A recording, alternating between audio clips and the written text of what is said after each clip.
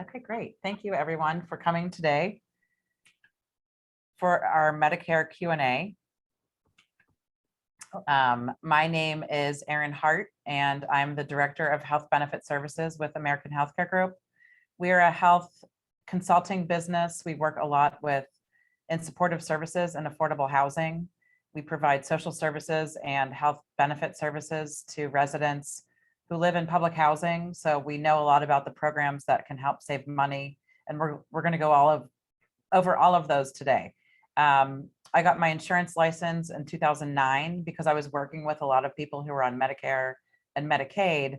And I saw that, a lot of people had questions and they needed someone to be able to answer those. So we specialize only in plans for seniors, Medicare supplements, Medicare Advantage, and Medicare Part D prescription drug plans. And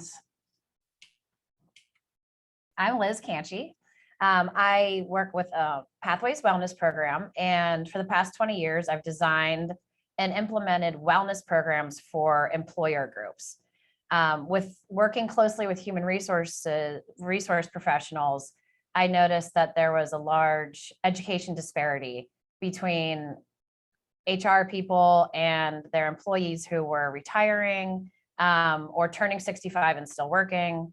So my connection with Erin really helped me to realize that, helping those people who are leaving the employer group plan and getting on Medicare, they really needed help. So in 2012, I got my insurance license as well. And we work together often to help support each other with the different Medicare beneficiaries who we work with. We both do Medicare 101 presentations all the time. So if you find that this would be helpful for your church or synagogue or employer group, feel free to reach out to us. And we're happy to do that as well. So I'm going to get started off here. We are, as you know, independent insurance brokers. So we specialize in Medicare. We represent several plans in Western Pennsylvania, and that's so that we can help the people who we work with get the best plans for them. Erin has said in the past, like twin sisters can each need two very different health plans when they get on Medicare. And that's why we try to have our portfolio of insurance products ready and available so that you get the one that's best for you.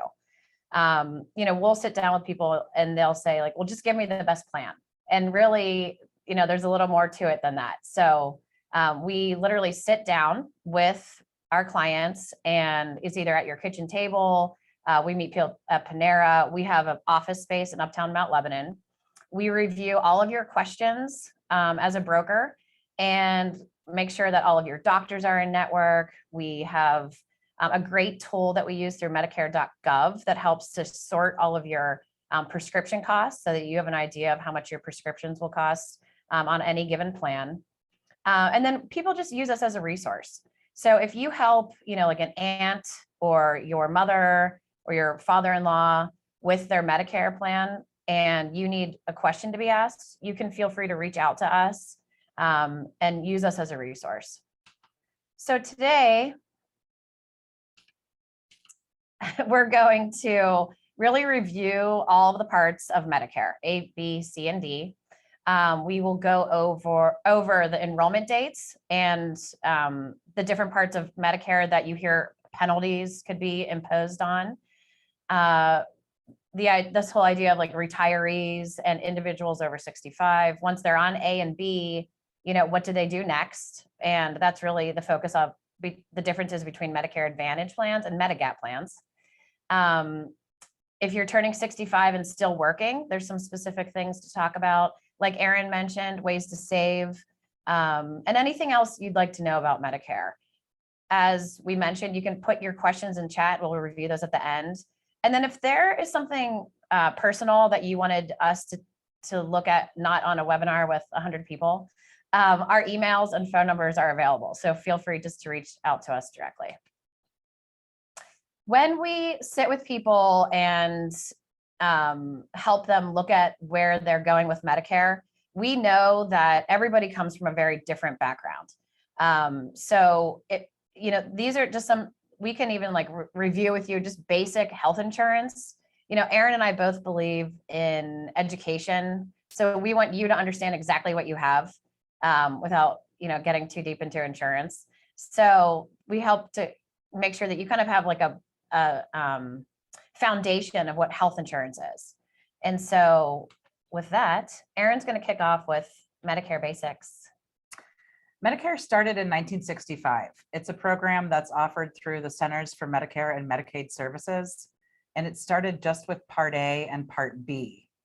In 1996, Medicare Advantage was introduced, and those are Part C plans, and they're always from a private insurance company. 2006, Medicare prescription drug programs, or Part D, was passed, and those are always also from a private insurance company. For Medicare, you enroll through Social Security, and we'll go through that later in another slide. If you're over 65 and you're a US citizen or permanent legal resident, you're eligible for Medicare, or if you've been on Social Security disability for 24 months, or certain diseases like if you need dialysis, if you have end-stage renal disease, or Lou Gehrig's disease, ALS, you're also automatically eligible for Medicare. The Medicare Part A plan is for all inpatient kinds of things like hospice, hospitals, skilled nursing, and you don't usually pay for Part A. As long as you or your spouse worked for 10 years, then you won't pay a Part A premium. If you don't get premium-free Part A, you can pay up to $499 a month for Part A. If you go into the hospital and you just have Part A and Part B and no Medigap or Medicare Advantage, then you'll get a bill in 2022 for $1,556 for a hospital stay. And skilled nursing, for example, you could see a couple lines down on the slide, is $194 a day for days 21 through 100. And that's all Medicare covers for long-term care. So you can't get any more skilled nursing days from your Medicare plan. Part B is $170.10 a month. And all of these numbers are based on 2022. So these numbers change every year. The Part B plan is for doctors or outpatient care. And there's a Part B deductible of $233. And then you pay 20% of all the charges. You're only going to pay this if you get your benefits through original Medicare Part A and Part B. So these are the original Medicare benefits. So if you use your red, white, and blue card when you go to the doctor or the hospital and you don't have any other insurance, this is what you would end up paying. You typically pay your Part B premium out of your Social Security benefit. And if you're not collecting Social Security, you'll be billed quarterly. And something about Part B, there's an exception for higher earners, which we're going to go through that. So if you make more than a certain amount of money, you pay more than $170.10. And if you make less than a certain amount of money, then the state will actually pay the $170.10 for you. And we're going to go over that as well. If you don't sign up when you're originally eligible and you're not covered by employer coverage or your spouse's employer coverage, then you will pay a penalty. And the penalty is 10% of the Part B premium for every year that you weren't enrolled in Part B when you could have been. Again, unless you're covered by an employer plan. If you're on COBRA or a retiree plan or through Penny, an individual plan, then you will pay a penalty if you're not signed up for Part B, unfortunately. So Part B it's doctor's services. So it's anything that you're going to get on an outpatient basis, including Part B drugs, B as in boy. So that's things that you get at the doctor's office, like flu shots, chemotherapy. A lot of people who have, they might get like a biologic shot at the doctor office or allergy shots. Those are all Part B drugs that are covered under the Part B plan. And things, all of the preventive services like cardiovascular screening, cancer tests, vaccines, those are all covered at first dollar with Medicare, no matter what plan you have. They have to cover those without charging you a copay or deductible or coinsurance. And now Liz is going to talk about the Medicare Advantage Part B plans. premiums. Yes. So as I mentioned, I work with a lot of employer groups and HR people. So when they have somebody who's coming, turning 65, the question is, should I stay on my employer plan or would I be better off going on Medicare? And so this, as Erin mentioned, if you are considered a higher earner, you pay more for Part B. So as Erin mentioned, the monthly premium for Part B is $170.10, unless you make over $182,000 on a joint tax return. Now, this chart it reflects, the more that you make, the more that you pay in the Part B premium. This chart is directly from Medicare.gov, which is a great website that we refer to often. So you can kind of, find your income in here and project how much you would pay for Part B if you choose to leave your employer coverage and you're still working to get on Medicare. I work closely with people, and sometimes 3 years in a row, to kind of do this exercise between what you pay on your group employer plan and what you get compared to what you would pay on Medicare and what you get. So this is a big decision factor, because sometimes it makes more sense to stay on your employer plan. Other times it's very clear that you would get much more benefit and pay less on Medicare. And that's really for folks who are still working, who are usually in that income bracket. I'll add one more thing on this slide, that these premiums on the far right corner, on the far right column rather, are the per person premiums. Yes, thank you. So if there's two people, they would each be paying $170.10 or $238.10, et cetera, as you go down. That's a great point. Everything on Medicare is individual. So the concept of having like an employee, or I'm sorry, a family plan, everything on Medicare is individual. So A and B, your B premiums are per person. And as we go forward, your Medigap and Medicare Advantage plans are per person. Thank you, Erin. So as you can see on this slide, it's really small, but your Part B premium projection is based on your tax return 2 years ago. So if you retire in 2022 and you say, Liz, I need my Part B to be effective July 1st through the federal government, but I'm making $190,000, but next year I'm going to make $75,000 because I'm going to retire.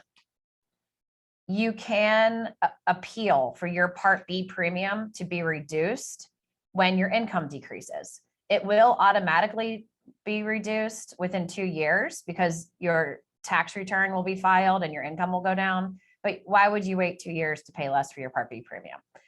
So this link, which of course, yes, we'll be sharing all of these slides after the presentation if you jumped in.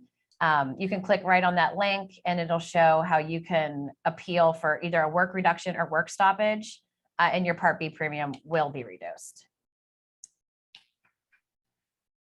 So some things that are not covered by A and B, and this is important in particular for those of us who work and we're on an employer group plan. We're used to having certain things covered by health insurance.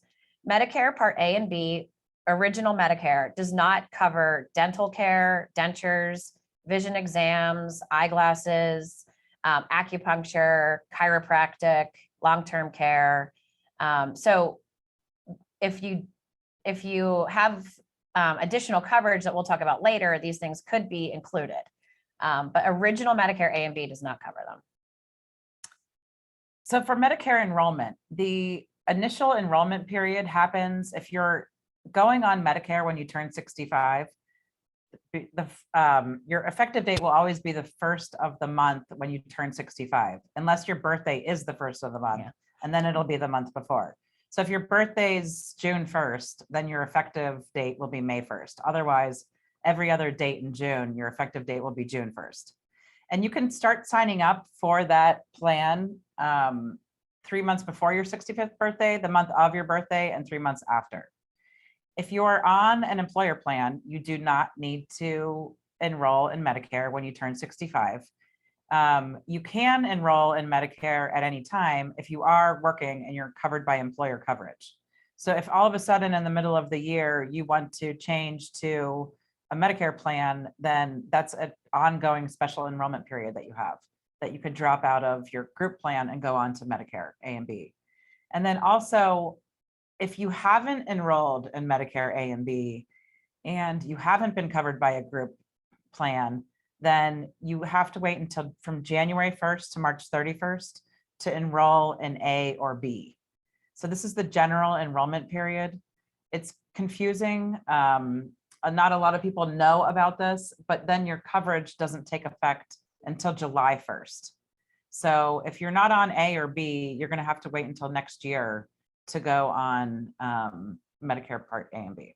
So I think the general rule of thumb that we use is to know when you need A and B to begin and then start 3 months before that.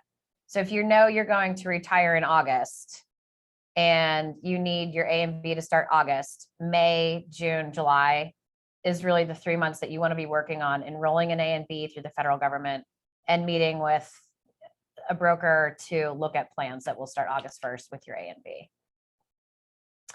So A is also, if you don't sign up for A, then you could be fined. A and B is directly from CMS, as we already mentioned. You enroll through the Social Security office or when you lose employer coverage. I have had people who, get laid off at the very end of the month. So their coverage takes effect the first day of the following month, but sometimes they're not going to get their card for like several months if it gets held up. So as soon as you know that you're not going to have healthcare coverage the following month, you want to get into action and contact Social Security. Whose offices, I believe, are starting to open back up, which is good. So you have A and B, and now we're going to get into what are your options. And again, we're sending these slides out, so you don't have to try to write all this down.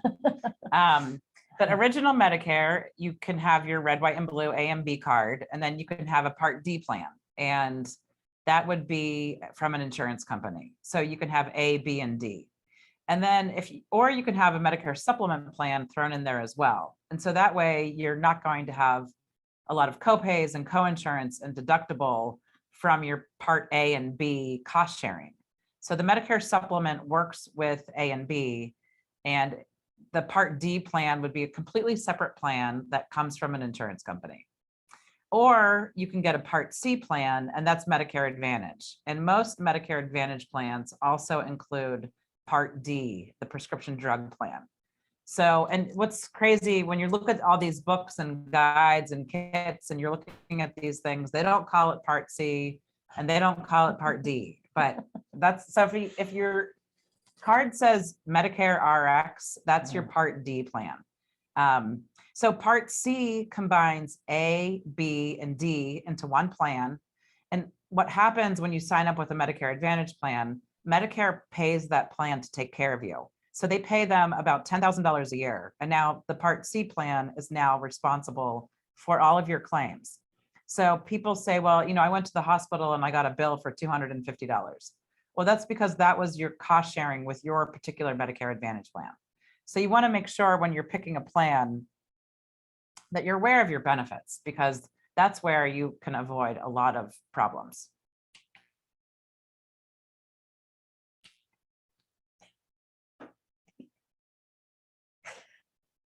So first, let's talk about Medigap. And so Medigap plans are Medicare supplements. It's the same thing. They're always secondary to Medicare. Medicare is primary and Medigap is secondary.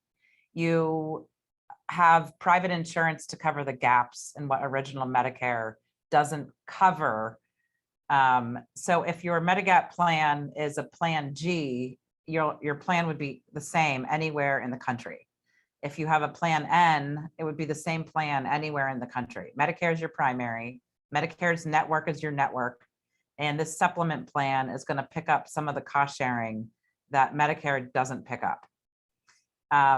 If you don't sign up for a Medigap plan when you're originally eligible in the first 6 months of joining Part B, then you can be medically underwritten, which means you'll have to fill out an application answering questions. Do you need surgery for joint care? Do you have cancer? Has a doctor told you you needed heart surgery? There's some questions that will automatically, will automatically not allow you to get into one of these Medicare supplement plans. The premiums are based on your age, zip code, if you use tobacco, and gender. And let's see, Can you go to the next slide? Yeah. These are the different Medigap plans. So Plan F is one that people talk about a lot. It's not offered after January 1st, 2020. If your birthday is after that date, Plan G is the one that covers almost everything except for the Part B deductible. There is no plan that you can buy now if your birthday's after January 1st, 2020 that covers the Part B deductible. The Part B deductible for 2022 is $233. Last year it was $203. Plan N is another pretty popular plan. They have everything, they don't cover the Part B deductible again. And then you have a $50 copay at the emergency room and a $20 copay for office visits. So what I typically do when people are considering Medigap plans is we just look at the premiums. So we run a quotes and we look at premiums for G and N and we compare them and to see what's worth it. And if it's, then you pick the carrier based on who gives you the best quote. And I think so if you, for instance, go have a Plan G and you go to the doctor, you'll pay that copay, or I'm sorry, the deductible, which is $233 this year. And then after that, you don't pay any other fees for the rest of the year, any other cost sharing for the rest of the year for the doctors. So and premiums for Medigap plans are a lot higher than Medicare Advantage plans, which we'll review. But once you pay the deductible, then you don't pay out of your pocket for the rest of the year.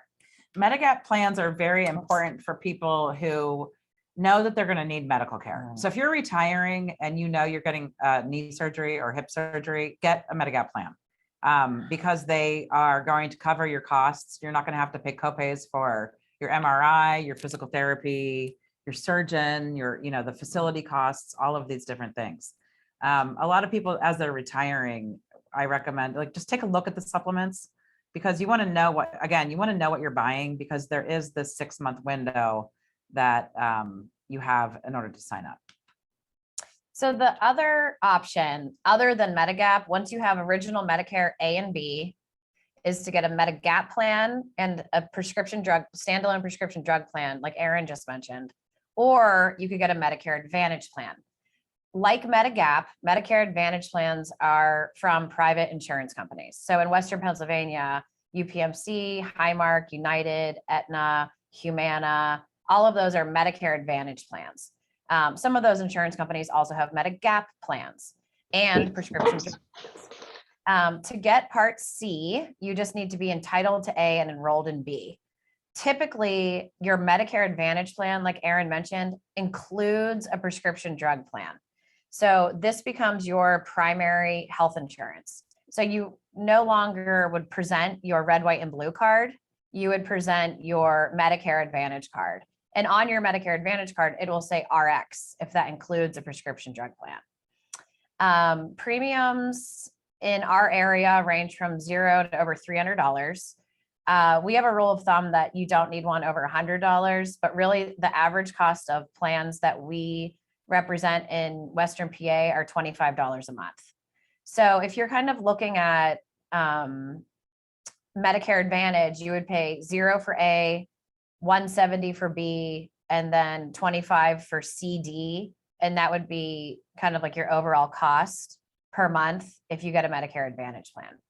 Once you pay your monthly premiums, which are $25, $35, $37 a month, then you pay copays for services.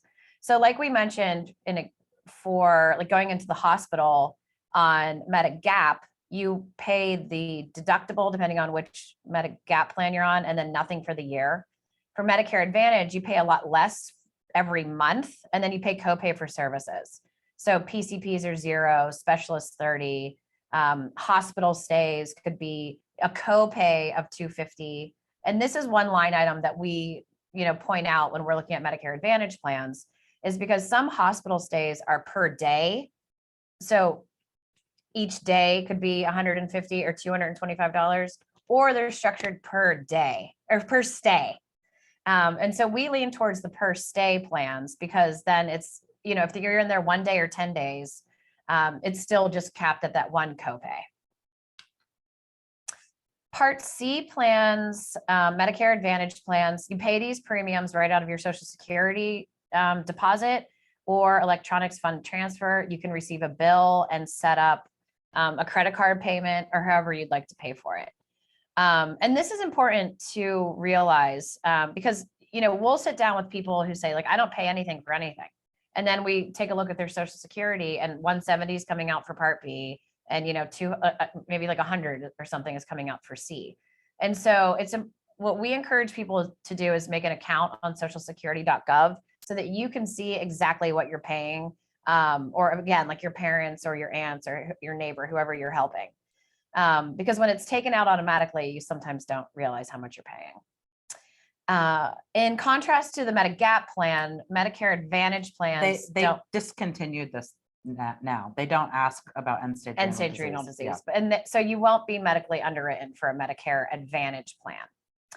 I work with a lot of retirees, and so these plans kind of mimic employer plans a little more so than Medigap plans, in that they include services for vision, hearing, dental.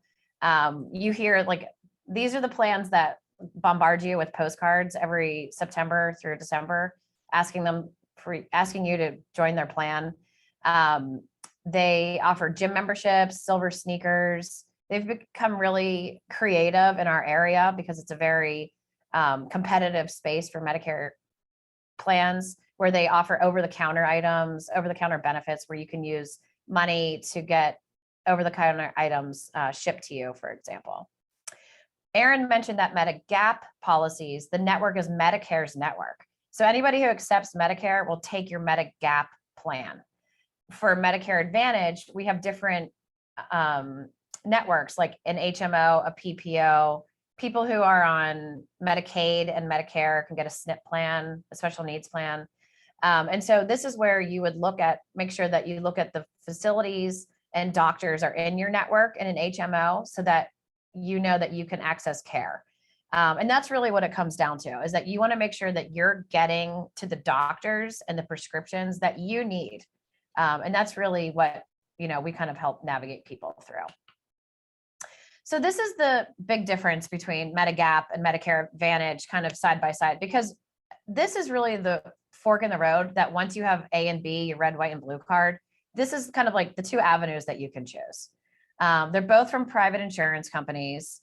They have to both cover everything that A and B covers. And Medicare Advantage plans cover dental, hearing, vision, and usually include a Part D plan. Whereas Medigap plans, they don't include a Part D plan. So you have to buy a separate Part D plan and then decide whether you're going to pay out of pocket for vision, dental, or hearing. Some Medigap plans have created kind of a plan to go with their Medigap plan that would cover those. The premium's a little higher on Medigap, but then once you pay your deductibles, you don't pay for the rest of the year. Medicare Advantage, you pay your premium and then co-pays for services.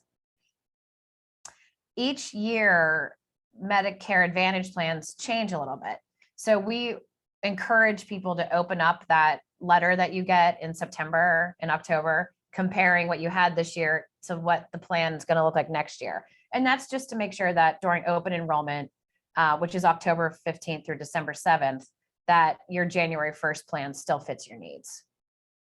And again, the piece about being medically underwritten on Medigap, you have guaranteed issue, meaning you don't have to answer any of the questions about medical underwriting the first 6 months you're in Part B. So Part D prescription drug plans, whether they're standalone or part of Part C, all share common characteristics. The premiums vary from plan to plan. You could pay under $10 or over $100 for these types of plans. I always sit down with someone and open up Medicare.gov and use the plan finder and put all of their prescriptions in and the dosages and the quantities and find out which retail pharmacies they want to go to. And that's how I usually find which plan covers their prescriptions the best. They're always from private insurance companies. So there is no Part D plan that you can get directly from Medicare, but all the plans have to cover every class of drugs. But they all have different formularies and different tiers. So what that means, there's probably 10,000 different prescription drugs. And each insurance company, there could be 40 different plans just in Allegheny County alone. Each company takes those prescription drugs and covers them differently than each other. And they put them in tiers called preferred generic, non-preferred, generic, preferred brand, non-preferred brand, and then specialty drugs. So sometimes you could be taking a brand name drug that's treated on as a generic on one plan and as a brand on another. So it could go from like $0 to $42 a month in difference in what you're going to pay in copays. There's the initial coverage period, which means you and the insurance company basically pays the okay, so there's a deductible. So the deductible, most plans that are Medicare Advantage plans don't include a deductible for Part D. If you have a standalone Part D plan, there's almost always a deductible, and this year it's $480. And what that means is you have to pay that before the plan pays. However, a lot of the plans cover generics without the deductible. So if you're just taking generics, you can get a plan that has a deductible and never have to pay a high deductible, that $480 first. But if you go and get a shingle shot, then that's covered under the Part D plan. You're going to end up paying the deductible for your shingle shot. So that happens with people, and I like to point that out. So the initial coverage period means that you're just paying your copays. So the plans all publish what the copays are. So if generics are $0 and brands are $47, then that's what you'll pay until you hit the coverage gap. And what that means is that you're then going to pay 25% of the cost of the drug, and the insurance company and the pharmaceutical company will pay the other 75% until you get to the next level where it begins the catastrophic coverage. And then it's 40/70 and 75/50. So then what happens when you're in catastrophic coverage, you only pay 5% of the drugs, or a lower copay, whichever is higher. So the only time so the prescriptions, and there's nothing you can do. There is no secondary that you can get for prescriptions. So if you're taking extremely expensive prescription drugs, you might end up paying, even in catastrophic coverage, thousands of dollars, because if your drug is, some people are taking drugs that are $50,000 a month, you'd end up paying 5%. And there's really no way around that. So again, it's very important to look at your coverage every year. The formularies change every year. The plan designs change every year. If you're going to look at anything, I would look at prescriptions, especially if you're taking a lot. The Medicare.gov website that we've mentioned will actually project when you get in and out of the donut hole coverage gap. And so that's a really nice tool to use. And then if they're in the coverage gap, things that they can do to help get your drugs is you can reach out to your doctor for samples. Some drug manufacturers will offer coupons. There's GoodRx. GoodRx could help. Sometimes, there are different ways that you can reach out. And then we'll go over PACE. Yeah, well, there's some with Part saving D too. programs in Pennsylvania.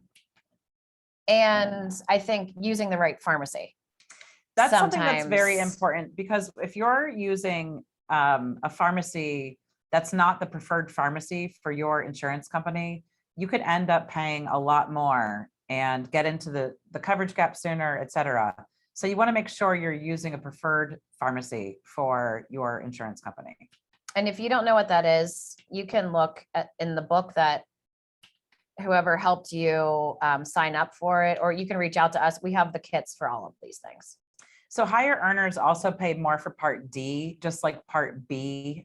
So this chart shows you if your adjusted gross income is above 91,000, for example, you'll add $12.40 a month to your plan premium. And if you or somebody that has this, it's called IRMA, and that's the line item on your Social Security debit is IRMA, IRMA. So how to choose? I mean, always check the formulary, annualize the monthly premium. And this is for, like a Medicare Advantage plan, you would always want to add up like what you think the copays, coinsurance, and deductibles are going to be for the services that you're going to use. I always tell people, to annualize the premium, which means just multiply it by 12 and find out what you're going to pay no matter what, even if you don't have a claim. And I think it's important to mention too, especially if you are coming from an employer plan, that your experience with a certain insurance company on a plan under 65 is these plans are delivered and managed completely differently than employer plans. So your experience with that insurance company may be completely different, on your under 65 plan than your Medicare plan. So if you are 65 and you're still working, which a lot of people are, you can, again, we've mentioned this before, but this is a big confusion point, because I think there's a lot of miscommunication out there about when you have to get Medicare Parts A and B. If you're on an employer plan, you do not need to get Medicare A or B. You will not be charged the Part B penalty when you leave your employer plan, because your employer will fill out a form that I'll mention in the next couple slides. If you get COBRA, that does not count as employer coverage. So if you're still working and you turn 65, you can sign up for Part A for $0 for just extra hospital coverage, unless you are contributing to a health savings account. You could have tax penalties imposed on you if you're contributing to a health savings account and you have any part of Medicare. So 6 months is really the time frame that you need to either stop contributing to health savings account before you get on Medicare. Once your employment ends, you have a 2-month open enrollment period to sign up for A or B. Again, COBRA does not count as that. So what you want to do is kind of project when you're going to need it, count 3 months back, start the process for A and B for when you need it to start. And as we mentioned in the beginning, if you miss that and you leave employer coverage and you don't get on Medicare Advantage, or you don't get on Medicare A and B, and you just keep COBRA, you're going to have to wait until January 1st through March 31st to enroll in Medicare A and B, but you won't have coverage until July 1st. And then you'll be penalized on top of that. So the rule of thumb is just know when you need it and start as soon as you can, 3 months beforehand to do so. This slide just references the 2 forms that you will need to complete to enroll in Medicare Part B once you leave your employer coverage. It's CMS 40B. That's for you to enroll in Medicare. And then CMS L564 is what you would give to your human resource manager or department, and he or she would fill in that all of your information when your group employer plan started and ended. And that tells the Social Security office that yes, you were in fact covered by a group employer plan and that you won't be penalized when you enroll in B. So I'm asked this question often, and people who are working, especially people who are working in like healthcare or insurance, they always want to know, like, well, who pays first? What does A and B cover? What does C cover? What does D, like who pays first in all these different scenarios? This red line is actually a link to about 47-page document about who pays first. So I'll spare you all of that, but really you're welcome to read that. The really bottom line is that the employer has 20 or more employees, the group health plan pays first and Medicare pays second. If an employer has less than or isn't part of a multi-employer or multi-employer group plan, then Medicare pays first and the group health plan pays second.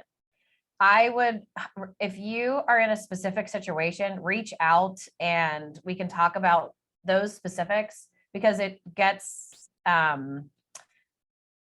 specific depending on your employer's specific plan. So feel free to reach out that.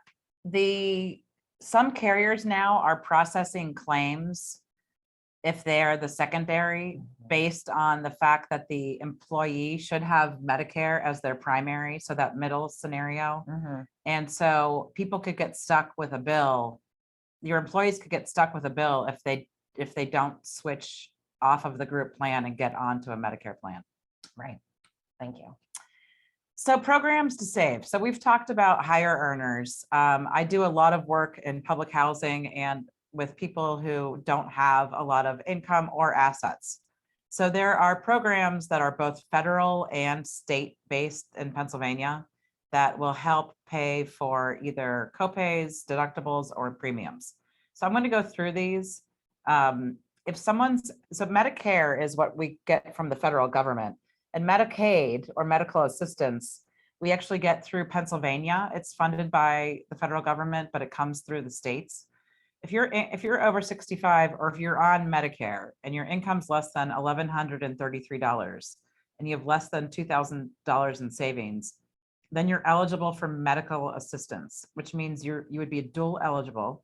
So you would have Medicare and Medicaid. And there are special plans for people who have both Medicare and Medicaid. It's actually illegal to sell someone a Medicare supplement plan if they have medical assistance. PACE and PACEnet, these are and we're going to go over these later, so I'm going to skip this. The low income subsidy or extra help under Part D, if your income's, these are for single people, if your income's less than $1,699 and you have less than $15,510 in assets, then the federal government, CMS, will help pay the Part D premium and copays. So it helps a lot with people who have prescriptions. And then there's the Medicare Savings Program, and the income limits are listed here, $1,529 or less and $8,400 in assets. So income includes things like Social Security, pensions, rental income, so you have to make sure you know what income you have. And then the state will pay your Part B premium if you're eligible for the Medicare Savings Program, even if you have a penalty.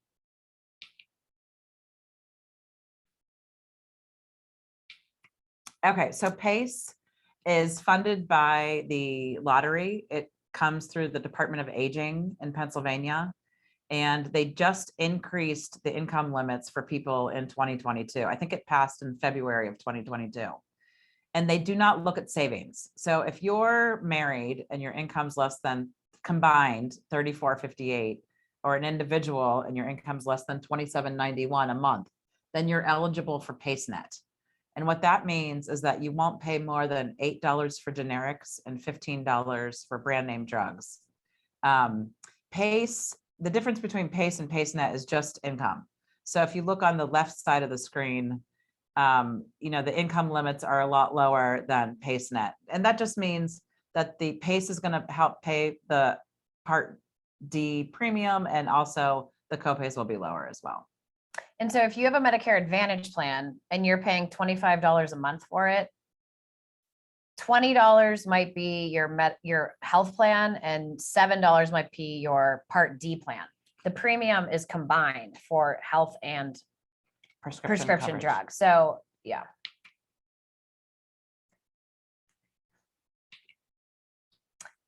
We reviewed a lot of this, but just kind of in a summary of important dates. Your initial enrollment is 7 months to get onto A and B, and that's 3 months before, the month of, and 3 months after your 65th birthday.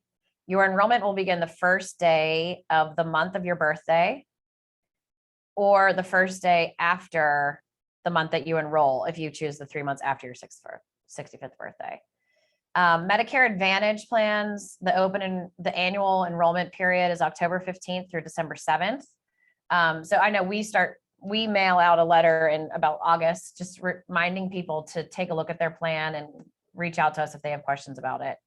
If you have a Medicare Advantage plan and you want to change during the first 3 months, there's a newish enrollment period called the open enrollment period, where you can change in January for February 1st, February for March 1st, and March for April 1st. And then you're kind of locked in until the next year, until the next annual enrollment to change for January 1st.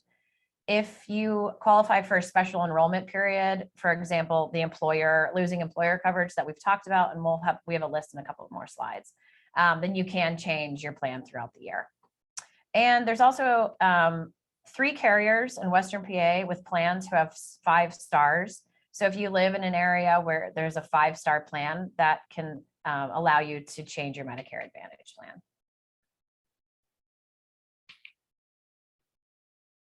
This is a list of some special enrollment periods. So for instance, like I received a call the other day and this woman wants to change her plan. So I kind of went through these questions to see if she qualified for a special enrollment period. The slide that Erin just reviewed with the income savings opportunities, the people who qualified for those types of programs have special enrollment periods throughout the year. If you lose or gain those programs, for instance, PaceNet, Medicare Savings, this lose employer coverage, you have 2 months, not 8 months, to change your employer plan. If you move out of your service area, if you move into an assisted living or nursing home, you have a special enrollment period to change your plan. So how to apply, and these links are live. So when you get this presentation, you can just click on these, but you can go to your local Social Security office. The forms are online. You should definitely create an account online. If you're on Zoom, you can create a Social Security account. I highly recommend that because then you can always log in and check it out. The forms that I mentioned can get sent into this as well. So this is our information. Feel free to reach out to us if you have any personal questions. And then, so Erin, this one would probably be good for you. If you wanted to repeat your point about, okay, so I was always confused when I heard my Part C Advantage plan replaced my Part A and B until you mentioned that Medicare pays your Advantage plan carrier to cover you. That is worth repeating, I think. So where they pay $10,000. Yeah. So what that means is that the federal government pays private insurance companies money to manage your claims when you sign up for that plan. So, I mean, because if you know what you pay on your premium now, when you're like, so if you're an employee, you probably cost maybe $600 or $700 or $800 or $1,200 a month on your employer plan. And then you look at the Medicare Advantage plans that we're showing you and you pay $25 a month. How could that be? They're being subsidized by the federal government to manage they manage. So your claims. Medicare dollars that you've paid into Medicare go to the insurance companies, Right. and then they are assuming the risk. So CMS likes, they have these Medicare Advantage plans in every state in the country, and they're all different depending on where you are. So, in some cases that, $1,000 a month that each insurance company is getting allows the insurance companies to offer very generous plans. But in other parts of the country, you'll see Medicare Advantage plans aren't competitive at all because they just don't cover the costs that the insurance companies feel that they need to cover. So there's this like push and pull with the companies between like the actuaries and the marketing people. Like, how much does it cost us to pay these claims? And then how much are we getting in reimbursement from CMS? And then the next question was, how can you decide if Part A is a better situation than the FSA account for the time being? So you can have Part A with an FSA. You cannot have Part A with a health savings account, HSA. So that's different. And I think, the kind of broader question is to say, are you better off being on your employer plan or Medicare? And that's really looking at your copays per service on your employer plan, your out-of-pocket max on your employer plan, your deductible on your employer plan, and the premium, and comparing that with, what you would pay and receive on a Medicare ABCD or AB supplemental D. And I'll ask the question. So we don't charge any fees. We actually can't charge fees. We're both licensed insurance agents. So we get paid a commission from whatever company you end up getting your coverage through. So we don't charge anything throughout the whole process. I think those were the questions. So thanks so much for joining in. It was nice to see some familiar names popping up on the screen. We're both on Facebook, and those are our email addresses and our cell phones. I think we're both opening to text if that's easier for you as well. And we hope you have a great rest of the day. We can stay here if anybody wants. Yeah, if anybody's still typing questions, feel free to do so.